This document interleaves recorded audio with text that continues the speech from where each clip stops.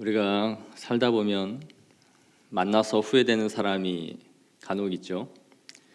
내가 그때 그 사람을 안 만났어야 했는데 만나서 참 어렵다. 그런 생각이 드는 사람이 아내나 남편은 아니죠. 내가 그 사람 만나지 않았으면 함께 일하지 않았을 텐데, 그 사람 만나지 않았으면 이런 계약서를 쓸 일이 없었을 텐데, 그 사람 만나서 이런 난처하고 공공한 상황이 벌어졌다라는 생각 때문에 후회가 되는 사람들이 가끔 있을 거예요. 우리가 신앙인으로 신앙생활 잘 하면서 걸어가던 우리의 삶에 이 브레이크를 거는 사람들이 가끔 나타나게 되죠. 오늘 본문에 등장하는 이 여호사밧이 그런 사람인 것 같습니다. 여호사밧은 남유다의 선왕 중에 한 명이었습니다. 그의 아버지 아사 왕을 이어서 왕이 되었고요. 왕이 된 이후에는 나라를 견고하고 강성하게 잘 만들었습니다. 남유다를 아주 흥왕하게 한 왕으로 성경은 기록하고 있습니다. 오늘 본문 18장 1절을 보시면 여호사밧이 부귀와 영광을 크게 떨쳤다라고 말해주고 있습니다. 앞에 17장부터 이 여호사밧의 기록이 계속 이어지고 있는데 그에 대해서 어떻게 묘사하고 있는지를 살펴보면 17장 4절에 이렇게 기록합니다. 오직 그의 아버지의 하나님께 구하며 그의 계명을 행하고 이스라엘의 행위를 따르지 아니하였음이라. 그러므로 여호와께서 나라를 그의 손에서 견고하게 하심에 유다 무리가 여호사밧에게 예물을 드렸으므로 그가 부귀와 영광을 크게 떨쳤더라. 또한 17장 10절을 보시면 여호와께서 유다 사방의 모든 나라에 두려움을 주사 여호사밧과 싸우지 못하게 하셨다라고 기록하고 있죠. 12절에도 이렇게 말씀합니다. 여호사밧이 점점 강성하여 유다의 견고한 요새와 국고성을 건축하였더라. 국가가 대대적인 건축 사업을 벌이는 것은 나라가 안정되어야만 할 수 있는 사업이었어요. 그러니까 이러한 치세, 이런 모든 것들은 그의 재력, 힘과 또 인력을 동원할 수 있는 것이었기 때문에 나라가 평안하고 안전하였음을 보여주고 있는 것이죠. 그래서 오늘 본문 18장 1절에 여호사밧이 부귀와 영광을 크게 떨쳤다라고 본문은 기록하고 있는 거예요. 그러니까 17장에서 18장까지 그의 업적을 보여주면서 그의 모든 부국강병은 하나님께서 주신 은혜와 복의 결과였음을 성경 기자가 말해주고 있는 것이죠. 이렇게 하나님과 좋은 관계를 가지고 잘 나가고 있던 이 여호사밧이 그가 잘못된 관계에 오늘 들어서고 있음을 보여주고 있습니다. 18장 1절 하반절에 아핫 가문과 혼인함으로 인척 관계를 맺었더라라는 것이죠. 여기서 우리가 고개를 갸우뚱하게 할 만한 일이 여호사밧에게 벌어진 거예요. 이렇게 하나님을 잘 섬기고 그의 아버지 선왕을 따라 이렇게 잘 통치하던 그가 아합과 이 정혼 관계를 맺었을까? 그러면 우리가 먼저 아합이 어떤 사람인지를 봐야 되죠. 아합은 이 북이스라엘 왕 중에서도 악한 왕 중에 대명사로 손꼽히는 사람이 이 아합 왕이었습니다. 이스라엘의 선왕하면 생각나는 사람이 누구죠? 다윗이죠. 다윗은 선왕의 대표로 항상 생각되는 사람이었습니다. 그래서 다윗 이후의 모든 왕들을 묘사할 때마다 다윗의 행함과 같이 하였다, 혹은 법도와 명령을 지켰다, 그의 길을 따랐다, 따르지 않았다, 항상 이 다윗을 스탠다드로 써서 다윗과 같이 했느냐 하지 않았느냐를 말하는 것이 이 선왕 다윗이었어요. 그렇다면 아합은 어떤 왕이냐? 모든 악한 왕들의 대명사로서 아합을 기준점으로 말을 해요. 그래서 성경은 아합이 그의 이전의 모든 사람보다 여호와 보시기에 악을 행하였다라고 그를 평가하고 있고요. 아합 이후에 이어지는 모든 악한 왕들을 나올 때마다 이렇게 말해요. 아합의 집과 같이 여호와 보시기에 악했다. 즉 아합은 악의 축이에요. 모든 악을 규정하는 대표로서의 아합이었는데 이 여호사밧이 바로 아합 왕과 정략 결혼을 지금 맺었다라고 성경이 말씀해주고 있는 것이죠. 이 아합은 북이스라엘을 우상의 메카로 만든 장본인이었습니다. 그는 갈멜산에서 이 거짓 선지자와 싸운 엘리야를 죽이려고 했고, 그의 아내 이세벨의 농락질에 놀아나면서 무고한 사람, 이 나봇의 포도원을 빼앗기 위해 아무 죄 없는 사람을 죽인 사람이었습니다. 그런데 이 유다의 선왕, 그 종교개혁을 단행했던 자신의 아버지 아사 왕의 아들이었던 이 여호사밧이 그와 정략 결혼을 맺음으로써 사돈지간이 되었던 것이죠. 왜 이가 이런 결정을 했을까요? 아마 당시의 국제 정세 때문이었을 것으로 보여집니다. 당시에 강성하고 있었던 나라가 아람이라는 나라였습니다.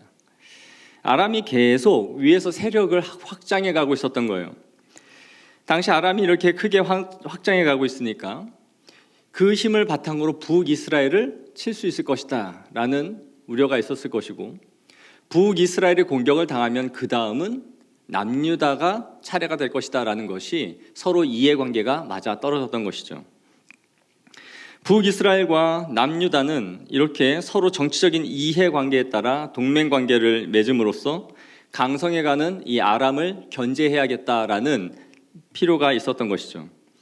그 전까지는 북이스라엘과 남유다 사이는 사이가 좋지 않았고 종종 전쟁이 일어났습니다. 그러나 이 외부적인 위협에 서로 대비하기 위해서 정치적으로 북이스라엘과 남유다는 현명한 판단을 내렸던 것이죠. 서로 내부적인 싸움으로 국력을 소진하지 않고 아람의 공격에 맞서서 우리가 힘을 합해야 할 외교적인 방법을 찾은 것이죠. 정치적이고 이 현실적인 관점에서 볼 때는 가장 탁월한 선택을 한 것이었습니다. 그러나 여기서 잘못된 선택과 만남이 이루어지고 있었던 것이죠. 그리고 이러한 선택과 결정의 피해는 고스란히 여호사밧에게로만 돌아오는 것이었습니다. 두 사람이 똑같은 맹약을 맺었지만 그 피해는 여호사밧의 것이었다라는 거예요. 여러분, 악인과 선인이 만나면 피해를 누가 봅니까? 선한 사람이 보는 것이 당연한 이치입니다. 선해를 보는 쪽은 선인이지 악인이 선인으로 인해 피해를 보는 경우는 없어요. 학교에서 미술 해보셨을 거예요. 삼원색도 배우고 물감을 섞어서 색을 만들어내는 배합이 뭔지 그런 것들을 배웠을 겁니다. 보통 어떠한 색깔을 희석시키기 위해서는 그 원색에다 흰색을 섞지요. 파란색에다가 흰색을 섞으면 하늘색이 되고요. 빨간색에다 흰색을 섞으면 핑크색이 되죠. 검정색에다가 흰색을 섞으면 회색이 됩니다. 다 아는 거죠? 그렇게 해서 물감을 만들어 썼습니다. 그런데 여기서 색을 빼앗기는 쪽은 항상 어디죠? 흰색이에요. 원색이 그 색을 조금 빼앗기지는 하겠지만 모든 색을 잃는 것은 항상 흰색인 것입니다. 본연의 색을 빼앗기는 쪽이 흰색인 것처럼 이와 같이 이 신앙인과 비신앙인이 어우러지면 빼앗기고 잃어버리는 쪽은 복음, 즉 진리의 순수성인 거예요. 비신앙이 신앙화되는 경우는 거의 없고 항상 복음과 진리가 타협을 하거나 후퇴하거나 빼앗기는 쪽으로 결과가 벌어진다라는 것이죠. 우리의 신앙도 그렇습니다. 여러 교회가 있지만 또 보수교단과 진보교단이 있습니다. 진보교단에서는 보수교단에 속한 목회자들을 사역자로 받아들일까요? 안 받아들일까요? 모르죠? 처음 듣는 얘기라. 진보교단에서는 보수교단에 있는 학생들을, 목회자들을 받아들입니다. 다는 아니지어도 여간해서 받아들이는 것 같아요. 그러나 보수교단에서는 그렇게 할 수가 없습니다. 왜냐하면 빼앗기는 것은 순도 높은 복음이고 진리이기 때문입니다. 진보적인 생각을 갖고 있는, 즉 이성이 잘 발달된 그러한 사람이 동정녀 마리아 탄생을 믿고 또 예수님의 죽으심도 믿어요. 성경에 말하는 기본적인 것들을 다 믿는데 자기는 부활만 믿지 않는다라고 해봅시다. 다음이 있는데 딱 하나만 받아들이지 않는 거예요. 부활. 예수님의 부활은 도저히 이해가 안 간다. 그러나 나는 다른 건 다 믿는다. 예수님의 죽으심도 믿고 죄사함도 믿고 구원도 믿는다. 그러나 부활은 안 믿는다. 이 정도면 괜찮지 않습니까? 다 믿고 딱 하나만 안 믿는 건데. 그러나 우리의 신앙에서는 다 믿고 부활만 안 믿는다 해도 그 하나가 용납되지 않는 것입니다. 성경의 진리는 하나를 믿느냐 두 개를 믿느냐 한두 개를 못 믿느냐의 차원이 아니라 전체를 받아들이느냐 받아들이지 못하느냐의 문제이기 때문이에요. 복음의 전체, 하나님의 계시의 전체를 받아들이느냐 안 받아들이느냐의 문제이기 때문에 한두 개로 가지고 뭐가 문제될 것이 있냐 없냐의 문제가 아닌 것이죠.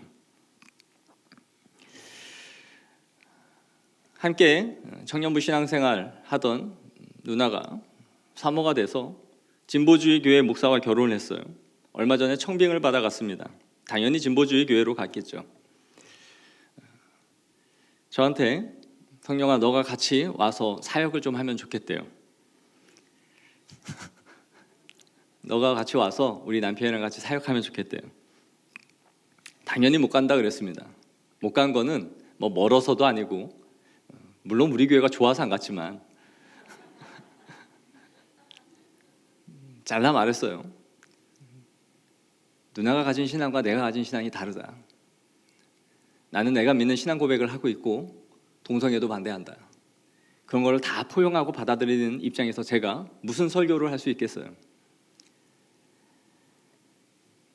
그들의 입장에서 볼 때는 우리가 다 같이 하나님을 믿는 사람들이고 같은 찬송가, 같은 성경을 쓰고 있다라고 생각할지 모르지만 우리는 그럴 수가 없는 거예요.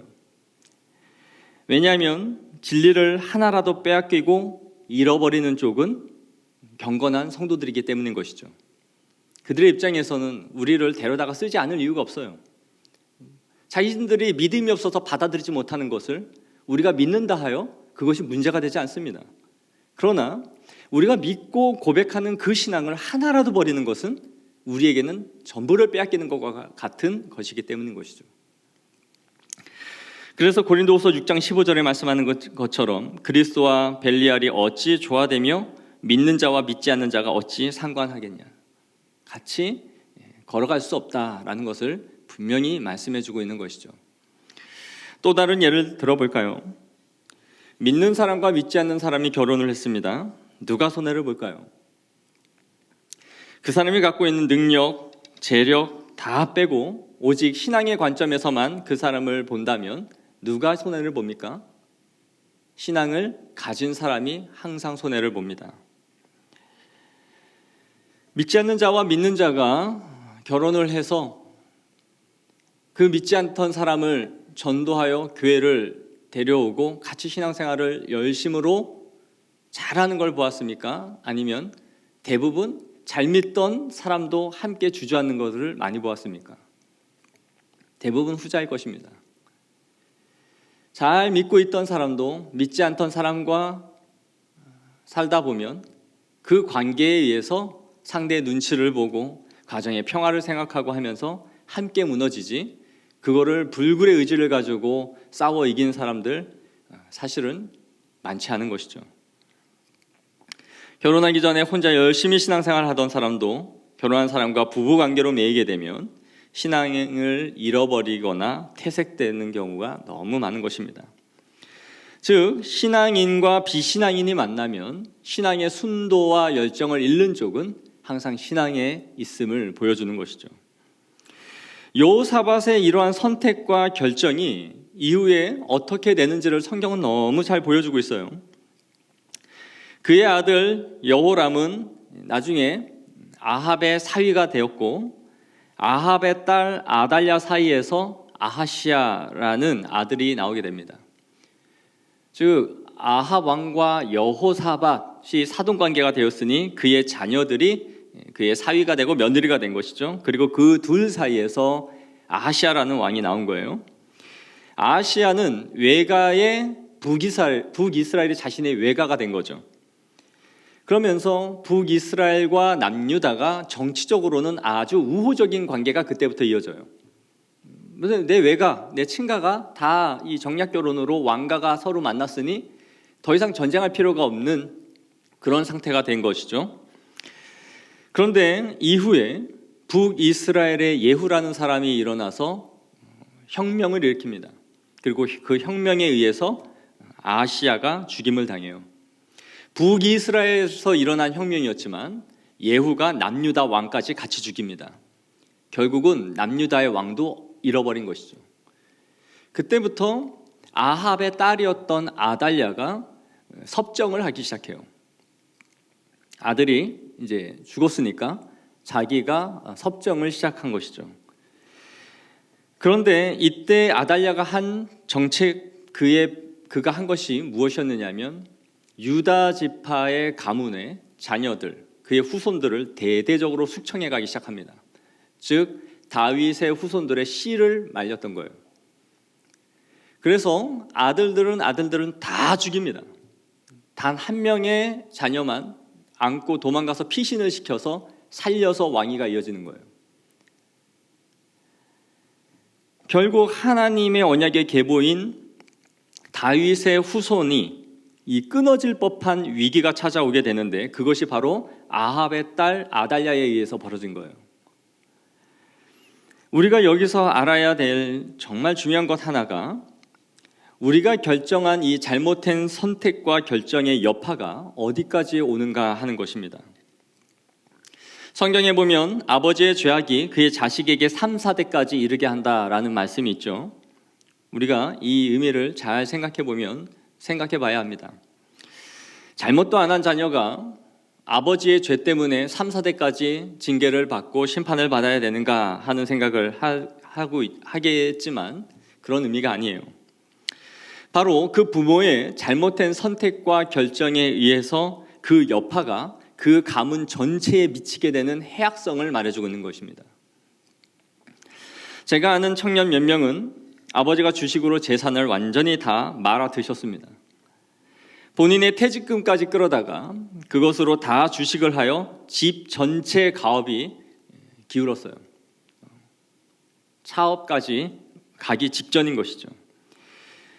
이 청년들은 계속 일을 해서 아버지가 벌린 일을 막아내는 일에 온 가족이 힘을 쓰고 있는 거예요.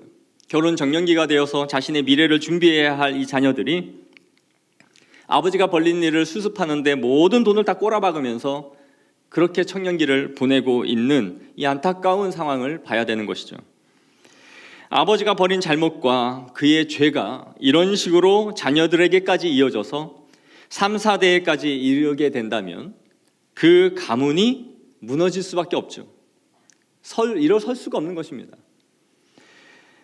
마찬가지로 여호사밧의 이 결정이 유다 지파의 왕위를 끊을 만한 위기를 만들었던 것이죠. 다윗에게 왕위를 약속해 주셨고 내가 너를 이스라엘의 주권자가 되게 할 것이다. 내가 너의 집을 세우겠다. 너를 사울의 집과 같이 완전히 징계하여 왕을 끊지는 않겠다라고 약속하셨던 이 하나님의 언약이 끊어질 만한 위기까지 몰고 왔던 것이 이 여호사밧의 결정과 이 선택 때문이었다라는 것을 생각해 봐야 하는 것입니다. 이렇게 불신 가정이 만들어지고 나면 믿음의 후손이 자연스럽게 그냥 끊어지는 거예요. 아무리 나의 손주, 나의 손녀가 믿음 생활 잘 하기를 바라지만 자녀들을 가르치지 않는 신앙이 손주, 손녀에게 부모에게 배우지 않은 그 신앙이 손주, 손녀에게 이어지리라는 것은 만무한 일이죠. 사회나 며느리, 내 자식들이 신앙생활 하지 않는데 그의 자녀들이 신앙의 모본을 따라 걸어간다? 그것을 기대할 수 없는 것입니다. 그냥 기적이 일어나기를 바라야 되는 것이지 일어날 수 없는 일이에요. 일어날 수 없는 일이에요. 항상 소파에 누워서 TV나 보고 영화나 즐겨보는 그 자녀가 기적처럼 서울대 가기를 바라는 것과 다를 바가 없어요. 막 찍었는데 수능 380, 400 갑자기 서울대 이런 기적이 일어나기를 바라는 것과 똑같은 요행을 바라는 것이죠. 일어나지 않습니다. 이렇게 우리는 모든 복이 하늘로부터 온다는 것을 믿는 사람들이에요. 그러므로 하나님을 경외하지 않는 자들이 왜 3, 4대에 이르도록 복을 얻지 못하게 되는 것인지를 알게 되는 것이죠. 여호와를 경외하는 것이 모든 지식의 근본이고 우리의 모든 만복의 근원이 하나님이시기 때문에 우리의 자녀, 우리의 후손들이 하나님을 믿지 않고 하나님을 모른다는 것은 이미 하나님으로부터 오는 복이 끊어졌다는 것을 의미하는 것이에요. 이렇게 여호사밧이 한 행위는 국가의 안정을 위해서 결정한 자기 자신만의 혹은 국가를 위한 결정만이 아니라 그의 후손들에게 큰 해악을 끼치는 행위였다라는 것을 반드시 기억해야 하는 것이죠. 그의 며느리 아달랴에 의해서 다윗의 후손이 몰살당하는 위기에 처해질 것이다라는 것은 아무도 예상하지 못한 일이었을 것입니다. 그러므로 그리스도인에게 있어서 정말 필요한 것이 무엇일까요? 그것은 바로 역사의식과 책임의식입니다. 우리 그리스도인들은 이 한 세대를 그냥 지나가고 마는 인생들이 아니에요. 한 번 왔다가 그냥 지나가고 끝나는 인생이 아닙니다. 내가 지금 이 가정에서, 교회 안에서 무언가를 결정해 나가고 있는 나의 행위 하나하나가 하나의 사례가 되고 토대가 되어서 이후에 이어지는 누군가가 그것을 보고 따라가게 되는 족적들을 남기고 있는 걸음을 걷고 있다라는 역사의식을 갖고 있어야 되는 거예요. 그냥 한번 벌리고 결정하고 안 되면 또 수습해. 아주 가벼운 결정들과 생각들을 하고 살아가는 거예요. 뭐 어떻게 또 됐으니 그렇게 되겠지. 앞서 말씀드린 여호사밧이 받은 축복을 한번 보십시오. 얼마나 아름답습니까? 오직 그의 아버지의 하나님께 구하며 그의 계명을 행하고 이스라엘의 행위를 따르지 아니하였음이라. 그러므로 여호와께서 나라를 그의 손에서 견고하게 하심에 유다 무리가 여호사밧에게 예물을 드렸으므로 그가 부귀와 영광을 크게 떨쳤더라. 이러한 하나님의 복이 아합과 맹약을 맺은 이후에 여호사밧은 국가적 위기와 개인적 위기가 더 나아가 다윗의 가문을 다 죽임을 당하게 하는 일이 벌어지는 것이죠. 그것이 바로 오늘 아합과 맺은 정략 결혼의 결과였습니다. 그가 선택한 결과였던 것이죠. 여호사밧 왕은 도저히 양립할 수 없는 이 적과의 동침을 지금 아합과 시작하고 있었던 거예요. 2절을 보시면 아합은 여호사밧을 사마리아로 초청합니다. 보시면 양과 소를 많이 잡았다라고 성경은 기록하고 있어요. 우리나라가 외교사절이 왔을 때 그 사람을 맞이하면서 독도에서 새우도 잡아오고 산에 진미 다 갖다가 진수성찬 차려서 그를 극진하게 대접한 것과 같은 것이죠. 왜 이렇게 했을까요? 아합의 꼼수가 있었던 것이죠. 길르앗 라못으로 함께 동맹을 맺어 전쟁을 하기 위해서 여호사밧을 이렇게 대접한 것이었습니다. 잘 먹여놓고 본론을 말하겠다는 것이죠. 길르앗 라못이 어떤 곳이었느냐? 상업적 전략적 요충지였습니다. 이 땅은 아합의 아버지 오므리가 아합 왕 베나닷과 싸워서 빼앗겼던 땅이었어요. 그런데 베나닷 2세와 아합이 전쟁을 벌여서 승리를 거둡니다. 그래서 다시 아합이 그 땅 돌려줘라고 요구했어요. 그런데 베나닷 2세가 주겠다고 했던 이 땅을 주지 않고 차일피일 계속 미루면서 주지 않는 것이죠. 그래서 아합은 다시 한번 이 베나닷을 쳐야 되겠다라고 생각을 했고 그 힘을 유다와 함께 모아서 쳐야 되겠다라고 생각했던 것이죠. 국가가 군대를 동원하여 전쟁을 하는 것은 그 전쟁의 승패에 따라 국군이 어떻게 될 것인가를 큰 영향을 끼치게 되는 것인데 이러한 일에 동참시키기 위해서 지금 큰 대접을 하고 있고 이 대접을 받고 기분이 좋아진 여호사밧은 뭐라고 대답합니까? 아주 쉽게 이렇게 말해요. 나는 당신과 다름이 없고 내 백성은 당신의 백성과 다름이 없으니 당신과 함께 싸우리이다. 니캉 내캉 친구 아이가 그냥 한 장 걸치고 나니까 그냥 눈이 획 돌았어요. 그래서 당연히 같이 가는 걸 뭐 묻고 앉아 있습니까? 이렇게 한 거죠. 그런데 신앙인이었던 여호사밧이 한 가지 마음에 걸리는 게 있었습니다. 그래서 그가 이 전쟁에 출정하기 전에 여호와의 뜻을 한번 물어야 되겠다라고 생각했어요. 그래서 선지자들을 대동하게 합니다. 그러자 아합이 선지자 400명을 데려오죠. 그리고 그들에게 뜻을 묻자 한결같이 대답하기를 길르앗 라못으로 올라가소서, 여호와께서 당신에게 승리를 줄 것입니다. 그렇게 말하는 거예요.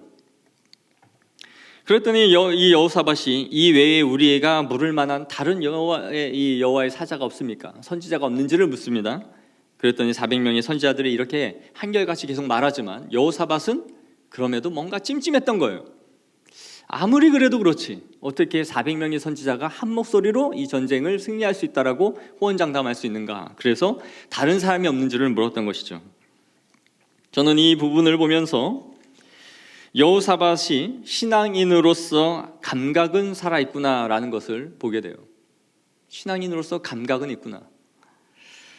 자신의 걸음을 인정해주고 축복해주는 이 상황 속에서도 그 말을 곧이곧대로 따르고 듣지 않고 그럼에도 하나님의 말씀을 대언할 수 있는 선지자의 소리에 귀를 기울이고자 하는 영적인 감각이 있었던 거예요. 저는 여호사밧을 보고 있으면 이 세상에 살아가는 강단 없는 그리스도인의 모습을 보고 있는 것 같습니다. 여호사밧은 그의 아버지 아사의 종교 개혁을 보고 배웠고 아버지를 초반에 잘 따라갔습니다. 그런데 정치를 하게 되면서 아람의 세력이 확장되는 것을 보게 되고 그 아람의 세력을 막기 위해 아합과 손을 잡아야 할 필요성을 느꼈던 것이죠. 그에게 있어서는 이것이 현실 감각이었을 거예요. 현실 감각. 신앙만으로는 이길 수 없는, 아버지의 종교개혁만으로는 될 것 같지 않은, 그러나 아람은 계속 강성해 가고 있는 이 힘, 이것을 막기 위해서 아합과 정략적으로 손을 잡고 결혼을 하는 것은 아주 탁월한 선택이었던 것이죠. 세상의 관점으로 볼 때요. 어느 나라나 당시에 보편적으로 사용하고 있는 것이 혼인을 통한 정략 결혼이었던 것이에요. 이걸 통해 동맹을 맺어갔던 것이죠. 그러나 그 결과가 신앙적으로 나라와 자신을 어떻게 몰아갈 것인지에 대해서는 도저히 전혀 생각하지 않았던 것입니다. 앞에서 본 것처럼 아합은 반기독교적이며 세속적인 악인 중의 악인이었던 것이죠. 그리고 그에게 여호사밧은 계속 영향을 받기 시작합니다. 종교적인 영향뿐만 아니라 그가 제안하는 것도 거절하지 않고 이것저것 하나씩 함께 동참해가는 것이죠. 함께 출전한 이 전쟁에서 결국 그는 죽음의 문턱까지 이르게 돼요. 적진에서 에워싸이게 되고요. 아합 왕인지 알고 공격을 받는 그때에 자신이 이스라엘 왕이 아니라고 소리를 고래고래 질러서 아합 왕이 아니구나 하고 살려주고 그냥 갑니다. 그것도 하나님이 그에게 베푸신 은총이었어요. 아이러니하게도 그는 이러한 과정에서 신라 같은, 정말 신라 같은 신앙인의 면모를 보여주고 있는 것이죠. 출정하기 전에 하나님의 사람을 불러 이 전쟁에 승리하게 할 것인가에 대한 여부를 묻고자 했던 것입니다. 그리고 400명의 선지자들이 한결같은 목소리를 말할 때에도 그래도 여호와의 소리가 있을 것이다 라고 누군가의 살아있는 하나님의 목소리를 기대했던 것이죠. 그러나 결국 그는 아합과의 동맹에 따라 이 전쟁에 출정하게 되고 사자의 입 안으로 자신의 머리를 들이미는 행위를 하고 말았던 것이죠. 우리가 살아가고 있는 우리 신앙인의 모습이 이렇지 않나 하는 생각이 들어요. 우리 한 사람 한 사람 이야기를 들어보면 신앙의 고백도 있고요, 신앙의 경험도 있습니다. 말씀의 은혜도 누려봤고요, 성경도 있습니다. 그런데 우리가 맺어놓은 관계와 상황 속에 한 번 발을 들여놓고 나면 이제 이렇게 되었으니 어쩌겠느냐 하는 식으로 걸어가는 것 같아요. 길이 아니면 가지 말아야 하는데 아닌 길에 발을 들여놓고 나니 어찌하지 못하고 그냥 쭉쭉쭉쭉 흘러 들어가는 인생으로 그냥 걸어가는 것이죠. 처음부터 들어가지 않았어야 될 길을 들여놓고 보니 이제는 빼지도 못하고 계속 그냥 그들과 함께 흘러들어가는 인생을 살아가고 있는 것입니다. 우리 주변에는 아합과 같은 사람들이 둘러쳐져서 우리를 계속 들쑤시기 시작해요. 나와 함께 가자. 여기서 이 길을 하면 잘 될 거야. 너한테도 좋고 나한테도 좋아. 수없이 많은 세상의 유혹과 방식들로 우리를 들쑤시기 시작해요. 우리가 아무 생각이 없다면 그 길을 따라 평안하게 쭉 따라가겠는데 또 그렇지는 않습니다. 왜냐하면 우리에게도 신락 같은 믿음이 있기 때문입니다. 믿음이 있으니까 이쯤에서 하나님께 물어야 되지는 않을까? 이게 맞나? 하는 염려가 우리 마음 한켠에는 있는 것이죠. 혹시 아니면 어떡하지? 이러다가 하나님한테 두드려 맞으면 어떡하지? 하나님이 기뻐하시지 않는 일이면 어떡하지? 하는 생각이 매 계속 마음의 갈등에 갈등을 가져다 주는 것이죠. 그러면서도 마음의 갈등은 하지만 현실에 매인 자신의 관계를 끊지는 못하고 그 세상 안으로 물밀듯이 자꾸 밀려 들어가는 것입니다. 그러면서 마음으로 생각하기를 이번 한 번만 하자. 딱 한 번만 하자. 좋은 게 좋은 거다. 이미 일어난 일을 어떻게 하겠는가? 이미 벌어진 일 아닌가? 그렇게 끌려 들어가는 것이죠. 그러면서 우리 안에 있는 성령의 외침을 자꾸 묵살해 버립니다. 여호사밧이 하나님께 물어야 했던 것은 이 전쟁에 나가면 승리를 주실 것인가 아니 주실까 하는 것이 아니었습니다. 가기는 제가 갈 건데 이기게 되겠습니까? 지게 되겠습니까?가 그가 물어야 하는 근본적인 질문이 아니었습니다. 그가 첫 발을 딛기 전에 아합과 정략 결혼을 맺기 전에 이것이 하나님의 뜻인가를 먼저 물었어야 했던 것이죠. 그러나 이미 선택하고 이미 결정해버린 이후에는 물밀듯이 밀려 들어가는 거예요. 기도 없이 마음대로 결정한 결과가 엄청난 파국으로 자신의 인생을 소용돌이치며 끌고 들어가는 것입니다. 우리의 인생을 다 한번 더듬어 보십시오. 이런 경험들이 다 있을 거예요. 우리는 자기가 일을 벌린 후에 그 결과를 하나님께 보고 하나님께 말하고 자꾸 책임져 달라고 말하고 있지 않습니까? 일은 내가 다 벌리고 수습은 하나님께 하라고 자꾸 요구하지 않습니까? 시편 106편 43절에 여호와께서 여러 번 저희를 건지시나 저희가 꾀로 거역하며 자기 죄악으로 인하여 낮아짐을 당하였도다. 아멘. 이 시편 기자의 고백이 우리 같지는 않습니까? 여호와께서 우리의 인생을 구덩이에서 끌어올리셔서 여러 번 건지셨으나 저희가 자기의 꾀로 거역하며 죄악으로 인하여 스스로 낮아지고 있는 삶을 선택해 가고 있지 않은지 물어야 됩니다. 말씀을 맺기를 원합니다. 한 해를 마무리하면서 우리는 어떻게 살아오셨습니까? 그분은 우리를 끊임없이 건지고 계시나 우리의 꾀로 거역하여 스스로 낮아짐을 당하고 있지는 않습니까? 성도들은 자신의 마음대로 벌려놓은 후에 그 일을 하나님께 수습해달라고 말하는 사람들이 아닙니다. 결국 그 대가는 받게 됩니다. 건짐을 당할지라도 자신의 꾀에 자신의 죄에 대가를 받게 돼요. 우리 한 해를 준비하며 나아갈 때에 앞서가신 하나님을 따라 걸어가는 성도들이 되기를 원합니다. 늘 멈출 때를 알고 기도할 타이밍을 잃지 않고 빼앗기지 않고 구해야 될 때를 알고 길이 아니면 가지 않고 그 선택과 결정 하나하나에 내가 역사에, 가정에, 교회에 족적을 남기는 중요한 선택들을 해나가고 있다는 것을 기억하면서 하나님 앞에서 바른 결정과 선택들을 이어갈 수 있는 거룩한 성도들이 되어지기를 축복합니다.